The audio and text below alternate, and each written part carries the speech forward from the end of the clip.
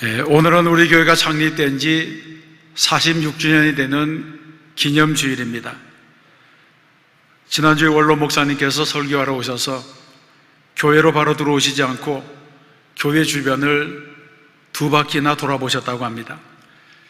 교회를 돌아보시면서 넓어진 주차장, 또 차량이 진출입할 수 있는 도로, 교회 옆에 붙어 있는 어린이 공원, 이 모든 것을 보시고 너무 기뻐하시고 하나님의 은혜가 크다고 하는 말씀을 해주셨습니다.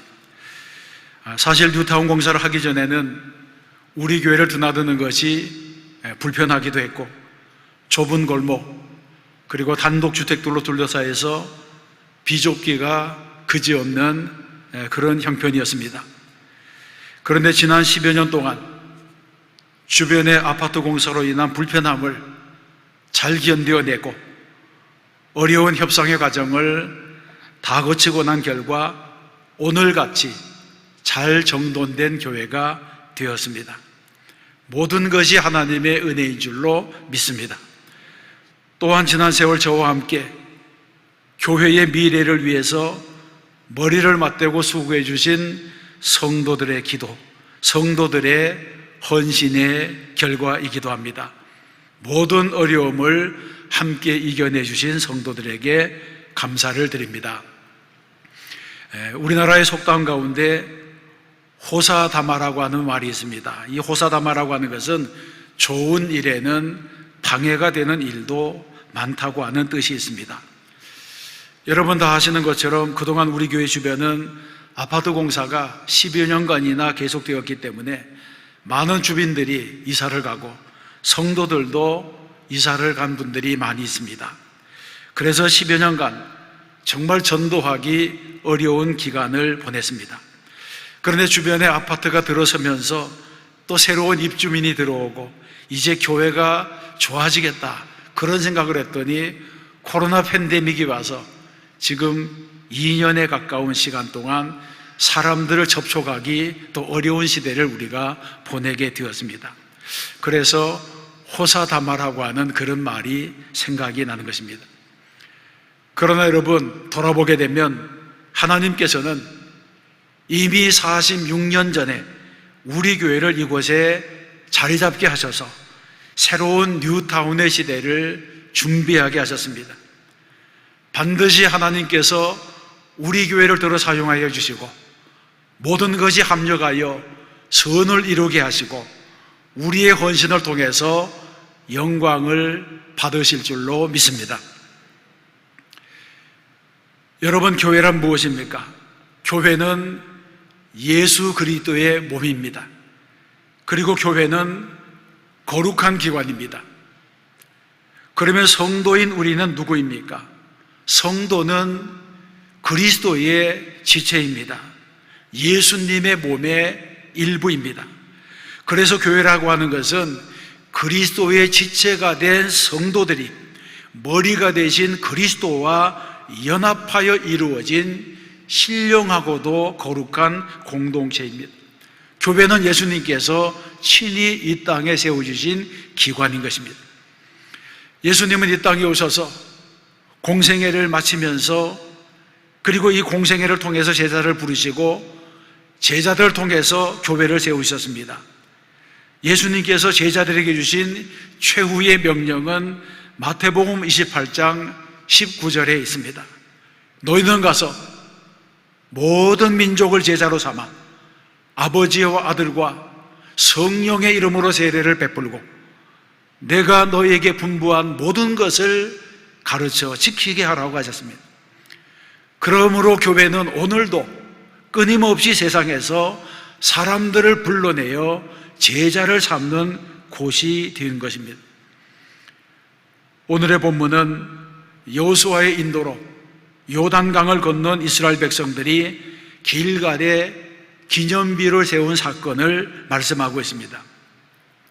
여호수아는 요단강을 건넌 이후에 12개의 돌을 가져다가 길갈에 기념비를 세우고 그리고 백성들에게 후일에 너희의 자손들이 그들의 아버지에게 묻기를 이 돌들은 무슨 뜻이니까 하거든 너희는 너희의 자손들에게 알게 하여 이르기를 이스라엘이 마른 땅을 밟고 이 요단을 건넜음이라고 가르치라, 이렇게 명령했습니다.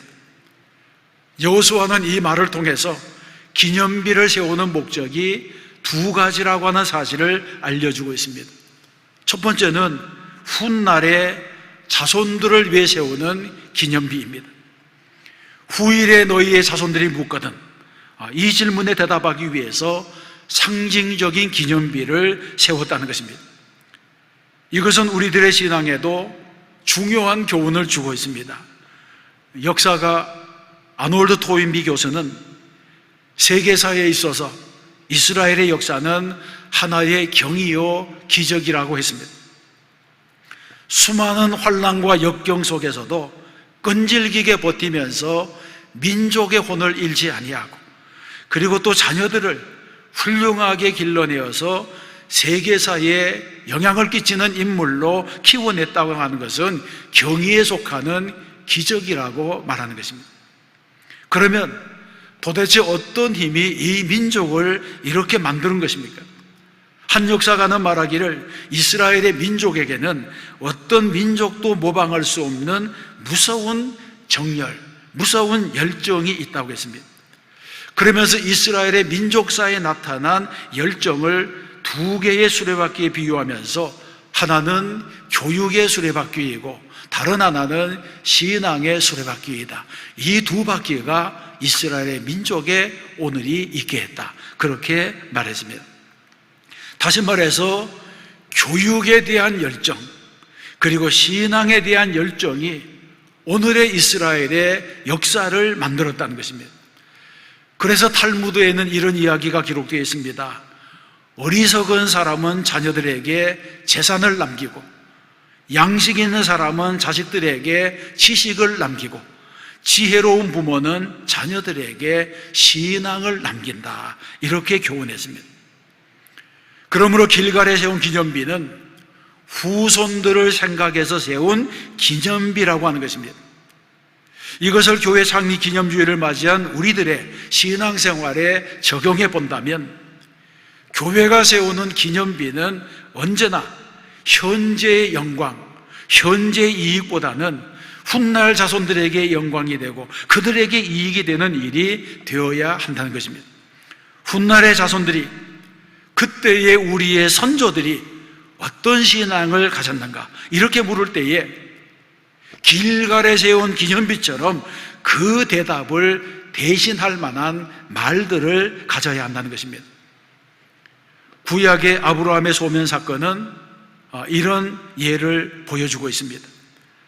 아브라함은 하나님께서 주신 명령, 너희의 고향과 친척과 아버지의 집을 떠나 내가 내게 보여줄 땅으로 가라 하는 이 말씀을 붙들고 비장의 각오를 가지고 생명의 근거지를 떠나서 혈연과 지연과 모든 인맥을 버리고 정처 없는 순례의 길을 가게 되었습니다. 그런데 그가 도착한 곳은 가나안 땅이었는데 그 땅에 도착하실 때에 하나님께서 말씀하기를 내가 이 땅을 내 자손들에게 주겠다고 했습니다. 여러분, 이것은 무슨 말씀입니까? 천신만고 끝에 도착한 가나안 땅이 지금 당장 아브라함의 땅이 되는 것이 아니라 먼 훗날에 내 자손들의 땅이 될 것이라고 하신 것입니다. 여러분, 이런 사실을 받아들이는 것이 얼마나 힘이 들겠습니까? 우리는 대부분 내가 뿌린 씨앗의 열매를 내가 따려고 합니다. 이것은 인지상정의 일입니다. 내가 수고한 일의 결과로 내가 유익을 얻으려고 합니다. 그래서 그런 일들이 제대로 이루어지지 아니하면 마음이 불편해지고 섭섭해지는 것입니다. 그런데 성경이 말씀하는 개척자의 삶, 소명받은 자의 삶은 당사자의 명예, 당사자의 이익을 위한 것이 아니고 이것은 어디까지나 미래적인 사건이고 그의 후손들을 위해서 준비된 사건이고 역사적으로는 하나님의 섭리에 달린 사건이라고 말씀합니다. 그러므로 개척자에게는 언제나 현재보다는 미래가 중요합니다. 교회를 세우는 일도 교회를 건축하는 일도, 교회에서 봉사하는 일도 현재의 나의 이익과 나의 만족, 나의 주장을 세우기 위해서 하는 것이라면 그것은 하나님의 뜻과는 상관이 없는 일이 될 수도 있습니다. 그러므로 우리는 훗날의 자손들이 장위동의 교회를 세운 참뜻이 무엇이냐 이렇게 물을 때 우리는 담담하게 하나님을 기쁘시게 하고 세상을 아름답게 하기 위한 헌신이었고 후손들을 위한 준비였다, 이렇게 대답해야 할 것입니다. 두 번째로 생각할 것은 기념비에는 새기는 내용이 중요하다는 것입니다. 여호수아는 후일에 자손들이 이 돌들이 무엇을 의미하느냐 그렇게 물을 때에 이스라엘이 마른 땅을 밟고 요단을 건넌 일을 기념하는 것이라고 대답하라고 가르쳤습니다. 22절로 24절이 그것을 말씀하고 있습니다. 너희는 너희의 자손들에게 알게 하여 이르기를 이스라엘이 마른 땅을 밟고 이 요단을 건넜습니다. 너희의 하나님 여호와께서 요단물을 너희 앞에서 마르게 하사 너희를 건너가게 하신 것은 너희 하나님 여호와께서 우리 앞에 홍해를 말리시고 우리를 건너게 하심과 같았나니 이는 땅의 모든 백성에게 여호와의 손이 강하신 것을 알게 하며 너희가 너희 하나님 여호와를 항상 경외하게 하려 하심이라고 말씀했습니다. 여러분, 이 말씀을 들여다보게 되면 이 말씀의 주인공은 누구입니까? 이 말씀의 주어가 누구입니까? 이 말씀의 주인공은 여호와 하나님이십니다. 이스라엘이 요단강을 발의 물을 적시지 않고 건너게 된 것은 결코 자신들의 능력 때문에 되어진 일이 아니고 하나님께서 그렇게 하셨다는 것입니다. 그래서 여호수아는 이 연설에서 세 가지를 말했습니다. 첫째는 요단강을 건넌 기적적인 사건은 하나님께서 권능으로 행하신 일이고, 두 번째는 그 하나님의 능력은 과거나 지금이나 변함이 없으시고, 셋째는 그 놀라운 사건을 이방인의 입을 통해서 세계 만방에 알리시려고 또 자손들이 잊지 않게 하기 위해서 기념비를 세운 것이라고 말씀했습니다. 그러므로 이 기념비는 오직 이스라엘이 마른 땅을 밟고 요단을 건넌 일은 하나님께서 행하신 기적이라고 하는 사실을 후세에 알리기 위한 데 있었던 것입니다. 그래서 성경에서는 길갈의 기념비를 세운 목적이 땅의 모든 백성에게 여호와의 손이 강하심을 알게 하였다, 이렇게 말씀합니다. 이 말씀은 요단강을 건넌 사건을 통해서 하나님이 일으키신 구원의 역사를 모든 열방, 모든 민족에게 알게 하시려고 하는 목적이 있었다는 것을 의미합니다. 그래서 이스라엘 백성들은 자손들이 후일에 저 돌들은 무엇이냐 이렇게 물을 때에 왕년에 내가 요단강을 건널 때 물이 탁 갈라져서 이런 식으로 이야기하지 아니하고 이 모든 일은 다만 하나님께서 하신 일이라 이렇게 말하도록 증거를 삼았다고 하는 것입니다. 여러분, 우리 교회도 이런 기념비를 세워야 합니다. 하나님께서 함께 하셨다고 하는 증거의 기념비입니다. 오직 하나님께만 영광을 돌리는 것입니다. 혹시 세월이 지나가고 난 다음에 내가 예전에 교회를 세울 때, 내가 무슨 일을 했을 때에, 내가 무슨 직분을 맡았을 때 이렇게 말하는 사람이 생겨나면 경계해야 합니다. 왜냐하면 교회는 언제나 자신에게 영광을 돌리는 사람이 나타나면 경계해야 하기 때문입니다. 이런 작은 명예심, 이런 공명심이 자라나서 마침내는 교회를 어지럽히는 교만이 될 수 있기 때문입니다. 예수님은 이럴 때에 오히려 우리는 무익한 종이라, 우리가 해야 할 일을 한 것뿐이라 이렇게 말해야 된다고 가르치고 있습니다. 길갈에 세운 기념비가 하나님이 행하신 일을 기록한 것처럼 교회의 기념비에는 사람의 영광이 들어가서는 안 된다는 것입니다. 오직 하나님께만은 영광을 돌려야 한다고 하는 것을 우리에게 가르쳐 주고 있습니다. 세 번째로 생각할 것은, 그러면 우리 교회는 어떤 기념비를 세워야 하겠습니까? 교회 창립 46주년이 되는 우리 교회는 어떤 미래에 대한 꿈을 가져야 되겠습니까? 베드로전서 2장 2절로 5절에서는 성도들 향해서 이렇게 말씀합니다. 갓난아기들 같이 순전하고 신령한 젖을 사모하라. 보배로운 산돌이신 예수께 나아가 너희도 산돌 같은 신령한 집으로 세워지고 예수 그리스도로 말미암아 하나님이 기쁘시게 받을 신령한 제사를 드릴 거룩한 제사장이 될지니라고 말씀합니다. 여러분, 이 말씀처럼 먼저 교회는 신령한 젖이 있어야 됩니다. 교회는 하나님의 말씀이 있는 곳입니다. 교회의 생명은 하나님의 말씀에 있습니다. 신령한 젖이라고 하는 것은 순수한 말씀의 젖을 말하고 있습니다. 오염되거나 변질되거나 상한 젖이 아닌 신령한 말씀의 젖이 성도들을 영적으로 성장하게 하고 온전한 구원에 이르게 합니다. 성도들이 신령한 말씀의 젖을 먹고 자라나는 것은 교회가 받은 큰 축복이기도 합니다.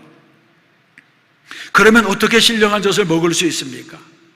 성경에서는 갓난 아기들 같이 순전하고 신령한 젖을 사모하라고 했습니다. 성도들은 마치 젖을 먹는 어린아이 같은 마음을 가져야 됩니다. 어린아이는 전적으로 은혜에 의존해서 살아가는 존재입니다. 어린아이들은 태어나는 그 순간부터 이 사실을 본능적으로 알고 있습니다. 그래서 배가 고프면 젖을 줄 때까지 웁니다. 울면 젖을 줄 것이라고 하는 믿음이 그들에게 있습니다. 우리 역시 신령한 젖을 사모할 때 이런 간절한 믿음이 있어야 할 줄로 믿습니다. 하나님의 말씀을 들을 때에 기대가 있어야 됩니다. 흥분이 있어야 됩니다. 신령한 젖을 사모하는 성도가 되시기를 바랍니다. 두 번째, 교회는 신령한 집이라야 합니다. 성경에서 말하는 교회는 건물이 아니라 성도 그 자체입니다.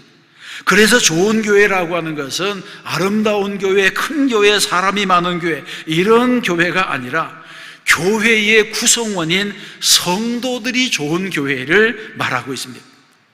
신령한 성도가 있어야지 신령한 교회가 되는 것입니다.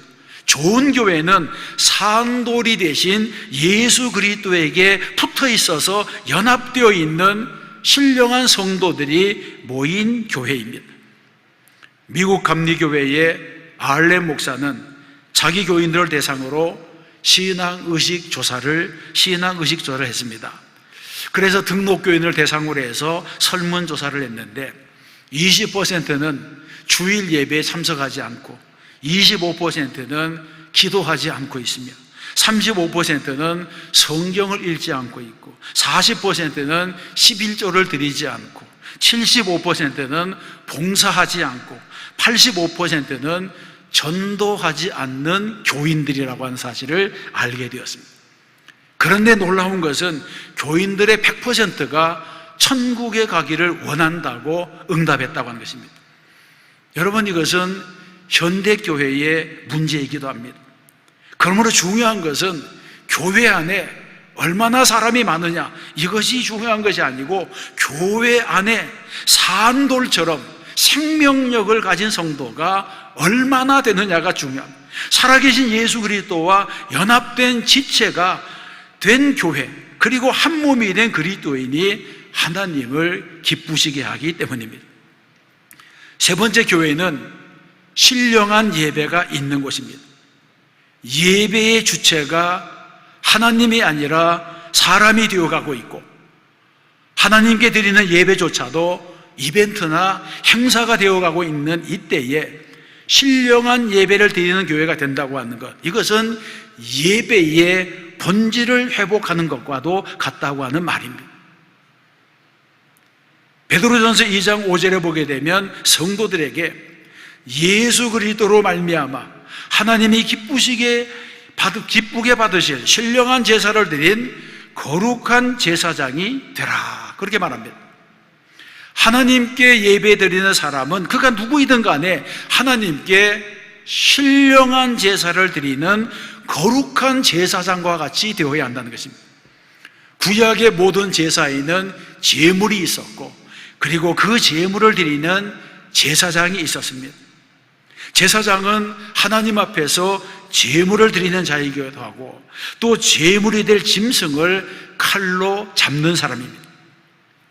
이것을 다른 말로 하면, 오늘날의 목사는 말씀의 칼을 잡고 좌우의 날선 검과 같은 이 말씀으로 사람들 속에 있는 죄와 불의와 죄악을 잘라내고 그 속에 있는 짐승의 근성을 죽이는 역할을 해야 된다는 것입니다.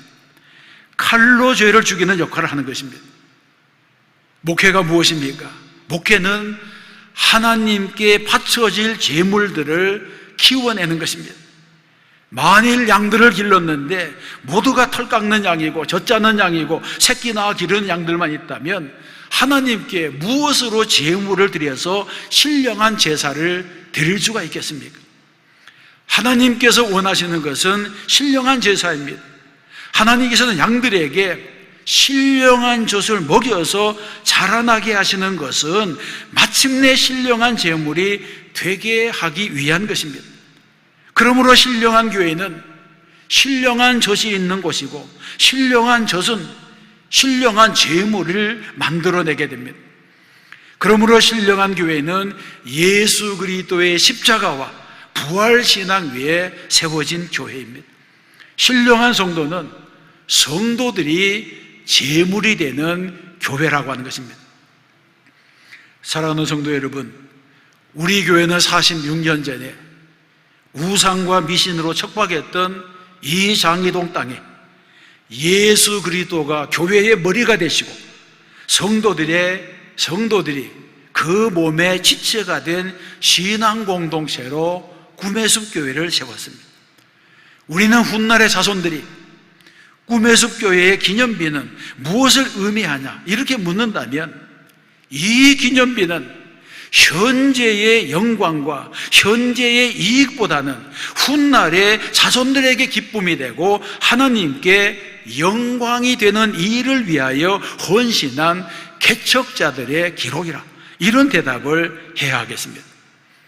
이런 신앙 고백 위에 서 있는 우리 교회는 주님께로부터 받은 가서 제자 삼으라고 하는 사명을 가지고 하나님을 기쁘시게 하고 세상을 아름답게 하는 교회가 되어야 하겠습니다.